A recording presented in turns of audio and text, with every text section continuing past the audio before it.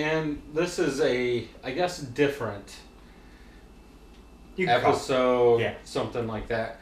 We're going to talk about the upcoming beers that we think we're going to do. Yes. Yeah. Now, this could change tomorrow, change next week. Who knows? But it gives somebody, out there that maybe you're wondering about a certain beer that hopefully we touch on. Right. That maybe you look back in a month or two and see if we actually did it. Yep. So first, let's we're drinking a Smash Pale Ale. Yep. That I did for our Smash exchange that we had at our club meeting. Yeah. And if I remember right, we did a review on that. Right. So it's one of those beers kind of left over that we're continuing to drink. Cheers. Right. Very good. Very good beer with Mars Otter and Centennial. Right? Still very good beer. Right. It's changed over time though. Yes. I think I was more, I don't know how to say it. I think it's got worse over time. I still like it. I would still drink it. I would make it again. I think what you're experiencing is, and a lot of people out there that drink IPAs will know that over time, an IPA will start to kind of dive a little bit in the whole harshness. It's Right. not really, I wouldn't call it harshness. Some people like that bitter taste. I think, to me, it's gotten a little more rounded. Well, because now I have the sweetness of the malt, and I have the Centennial hop, which is a great hop. Right. They kind of both balance each other now. It wasn't, so much Centennial forward, which Centennial is a great hop to begin with anyways. So, to me, sure, it might have dived a little bit, but it's still a great beer. Well, I think what happened at first was, obviously, like you said, in a IPA, the hops is going to come up front at the beginning. But with this, I'm going to say the hop has really dropped off and the Maris Otter has picked up because it's more sweeter and it actually tastes like eating the grain. You know what I would actually refer to this beer as is a good, or not even a good, a great Irish Red Ale. This would be a great Irish Red Ale. Right. Because the hop levels come down and the grain, like you said, has kind of shown through. And that's what you expect with an Irish Red Ale. Right. It's still a darn good beer. Right. And going from that, you're going to make this Smash beer. Yep. But a little bit different. I have actually started this Smash beer. I am in the middle of week 1 fermentation. I started this beer, same recipes, same hop schedule, same everything, but I changed up the yeast. So it'll be interesting to see what happens. We went from a dry yeast, I used a liquid yeast. Yep. I used the California Common. Yep. Which isn't too far off of the US 05, but you never know. It's called a different yeast for a reason, right? So we'll try that out, and we'll have to videotape that, and hopefully you have some of these left over, or we can kind of remember what they tasted like. But today we're not really here to talk about that. What are we to talk about? We're going to talk about our upcoming beers and what we're going to make. Yes. Getting ready, because I would say we're at least halfway through the brew year. And by that, I mean, we're in Michigan. It's going to get cold. You're probably not going to be brewing in December. No.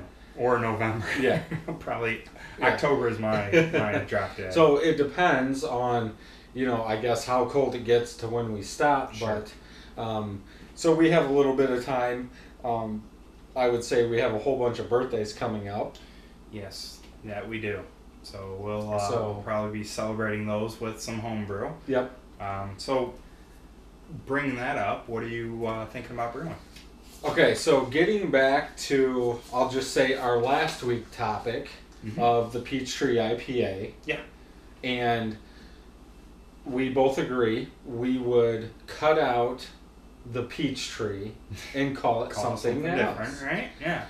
So in doing that, we said, would you call it a Citra IPA?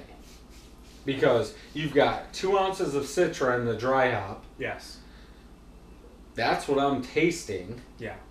So would you call it a Citra IPA? I think I would. And only because of experience, right? Because when you brewed your smash beer, which we're having today, very good, I brewed mine with Vienna malts and Citra. Right. And that's when you tasted mine and said, "Whew, I like this hop." Not so much the grain. The hop is what I'm shooting for. And when you use that in your recipe, I think you're right. I would call it a Citra IPA. It's very good. We've had the Odd Side Ale Citra before, which is a good ale. I think yours, even though you call it Peachtree, would be slightly an edge above that Citra Odd Side Ale. So, I'd have to say I would change the name to the Citra IPA. Right. So what we're gonna find out. Okay. I'm gonna do a Citra clone, exact clone. Supposedly, from the recipe I have, comes straight from Odd Side. Okay. Good. So pretty much everything is on from what the head brewer said. I'm gonna make it. We're gonna see how close that Peachtree, or my take of the Peachtree, comes to that IPA or that Citra IPA. Okay. So that's one brew. Yep, that's one brew. And you're thinking maybe September-ish? Yeah, because there's it depends on, I guess, how clear we want it. The lives. Because we can a lot of people nowadays are go into the fermenter. Yeah. If you're not adding anything to secondary, keep it in primary. Let it go. 3 weeks, 4 weeks, and then transfer. So I guess that's the thing we're going to have to look at on this one to see if we transfer it into a secondary. Do we dry hop it in the primary? What I'm going to do. Okay, I gotcha. So up front, here's the grain bill and the recipe for it. 11 pounds of pale ale, 2-row, which common IPA. 12 ounces wheat flaked. So flaked wheat. Yep, give it some head. Yep. 8 ounces caramel 40L. Okay. Wow. Okay. 4 ounces 60 ale. Okay. So just from that, I'm almost thinking, now we drink them out of bottles. Right. That's darker than the last one. Yes. Yeah. Because of the roasted caramel malts. Yes. You got 40 and 60 in there. Yep. But, so then you're going to do Irish moss, just for clarity. Sure. But the last 10 minutes. So the Peachtree had different hops in it. Amarillo, Citra, and all these other ones. This one, obviously, is a Citra clone. Okay. Yeah. So we're looking at 1 ounce Citra at 10 minutes of the boil. Okay, that's for your flavor, a little bit of your flavor and aroma.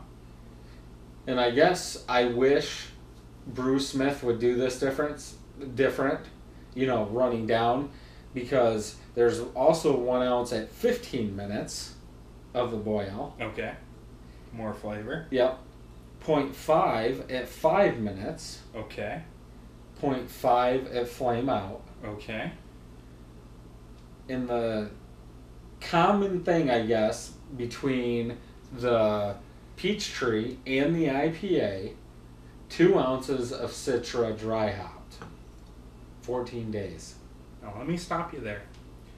What I didn't see anywhere on there, though, is your bittering hop. So are you going to use Citra to bitter with at 60 minutes? Or are you just going to boil off until you get down to the 15 and go? I'm going to go by this.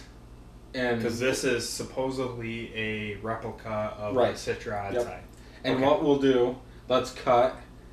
Let me go check to make sure I didn't mess anything up. I think And then you're we'll come fine. back. Okay. Okay, we're back. So there's nothing up front at 60 minutes or 90 minutes in the boil. Every addition of hops is at the end. Which is Should weird. give you- Different. Yeah. I'll say Yeah. different, not weird. It should be Different. different, but for Citra, as a finishing hop, it should be correct. It probably should work because the Citra hop is a more acidic anyway, so you Right. have more percentage of bittering flavor with that hop anyway. So by using it late, you're still going to get that bitter that you expect with an IPA, but you're going to get a lot more nose and a lot more Citra flavor. Right. And we're going to use USO5 Okay. for So our very, yeast. very, Neutral. neutral, dry fermenting yeast. Yep. Okay. So that's what I'm gonna do because, and I thought about this because we had the Citra and I liked it. I've been to Oddside, I like it, but I also agree that Peachtree IPA should not be, Peachtree. yeah, shouldn't be that. So we'll go ahead and see what Sure. that brings. Yep. So why don't you go ahead? Do you have one that? Sure. Yeah. So for me, what I'm gonna do this late summer / fall, I guess, is I'm gonna brew a Southern Pecan, which is an ale with pecan, nuts in it. What you have to do with those is you actually have to roast them multiple times and absorb the oils in the nuts. If Right. you don't, you won't get any head. Your beer will kind of be off Because of all the oil that's going to go all into the the oil, yes. fermenter. Yep, and we're actually going to put those in the mash. It's going to be about a pound, so 16 ounces. Yep. Very straightforward bill of grain. We're going to do a Mars Otter, 10 pounds roughly. We're going to do a dark wheat at a pound. We're going to do a couple other things in there. Yep. Our hop bittering is going to be very low. It's going to be about 15, somewhere in there. Not very high. And then our next beer is going to be a pumpkin ale. So for that, I'm looking to do something very neutral as far as the palate, and then add a lot of pumpkin. And with the pumpkin, what we have to do is we're going to buy the puree because it won't be in time for actual pumpkins. Yeah. And we're going to do the puree. We're going to roast it for a while to make sure we kill all the bad bacteria. And then we're going to add that to the mash as well. And you should end up with a pretty good pumpkin ale by, hopefully, the 31st. Yeah. That's my drop deadline. So, we're looking into August to start brewing that in hopes that if I overspice or anything, because I'm going to add the ginger and allspice and cinnamon and stuff like that. If I overspice, I hope that will mellow by the time that this ale is ready to be drunk. So we'll see what happens. Cool. And the other pumpkin one we looked at was actually using real pumpkins, which we could do in October. Which you could do in October or late September. Yeah. But it wouldn't be ready in time. Right. And that's the main goal is there's going to be a party October 31st or somewhere around there. Son's birthday, yes. Yep. So we need beer ready but what would be the cool thing is to take that recipe, replicate it, but instead of using the puree, use the actual pumpkin to see if there's something different. But again, when you're brewing like this and it takes 4 to 5 weeks to even get it done. Yeah. How would you even get pumpkin? Yeah. And that's what we're running into right now, right? Is I want to start now because I want it to mellow by the time. Right. The 31st is around or whatever. Yeah. People make the mistake of, okay, it's September, I want to brew a pumpkin beer and have it ready for, obviously trick-or-treating, right? Yeah. It doesn't happen. It needs to mellow. And that's, I think, a lot of the problems the brewers have is they'll jump into it and they jump in September and they really should have jumped in August. Right. Early August. So. Right. be interesting to see what happens. Yep. Okay. So this one might be a little bit different. Oh, what do you got for me? So there's two things that we can do here. So I hate decisions, by the way, so go ahead. Okay. So for this October 31st party, Yes. we might have a porter, might have two. Yeah. Why have two or three? Why Right. not do something different? Exactly. What do you got? How about an Andes Mint chocolate stout? Already, my taste buds are kind of like watering a little bit. I'm curious. Now, just go ahead and divulge into what this recipe looks like. so here's what's in the base. Okay. Okay. So we have 8 pounds of two-row, UK, not US. So it's a little darker. Yep. Okay. 1 pound flaked barley. Good. I like it so far. Half a pound of Carfa 2. Okay. Give it a little more color. Yep. Where are you going with this, Brad? Darker. Half a pound of Crystal 40L. Little caramel Yep. malt in there. Sure. Another half pound of chocolate malt. Okay. So more we're color. at a stout. Yep. Basic stout. Then for our hops, 1.75 Kent Goldings. Ooh. Okay. So now probably what I'm going to do is go with 2 ounces. 2 packets. Sure. Call it. Yeah. Why waste the money? Yep. 4.5 ounces unsweetened cocoa powder. Okay. So there's we got the chocolate. chocolate. Yep. Okay. Where do we get the mint? Half a pound of rice hulls, just to throw that in there. Mm-hmm. Okay. Okay. Help with That's our base. Sure. Why not bump this up to 10 gallons? Okay? Okay. We could do that. Maybe. Maybe. Here's the kicker. 10 peppermint tea bags. Okay? Okay. 10 minutes of boil. So that will give you your peppermint, and your chocolate is coming from everything Yeah. else. So Okay. supposedly right there, that's the Andes chocolate mint stout. Okay. Okay? What do you ferment with? We are fermenting with Irish ale yeast, White Labs 004. Okay. So that will leave some residual sweetness and the grainy, malty Right. flavor that we're Yep. looking for. Okay. But, so that's mainly the recipe. That's the whole Andes Mint recipe. Sure. But what I was thinking, why not bump it to a 10-gallon batch, dry hop with the tea bags in 5 gallons. Why not do a cherry extract in the other 5 gallons? Then you have a chocolate cherry stout And a mint. Okay. That's not a bad idea. So, right now, how I have it, Okay. it's a 5-gallon Andes Mint chocolate stout. Sounds good. But, Let's do both.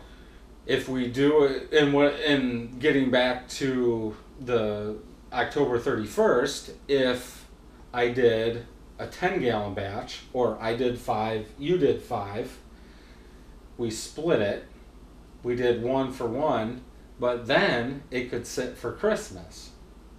Now let me ask you this: how would you do the cherry? Would you do Extract. okay?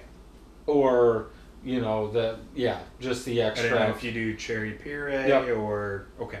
But, that's another thing. You could do the puree, put it in the secondary, or keep it all in the primary. Yes, You so know. many options. Yeah.